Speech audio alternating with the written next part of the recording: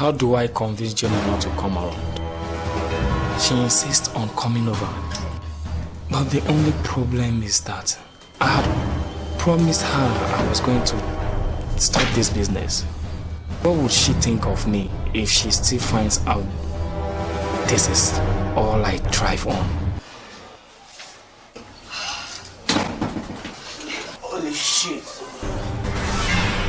Can you see now? This is what Jennifer and I have been talking to you about. Young lady, you had better advise your brother. We will pick you and your brother. Can you imagine you were almost shot dead this evening?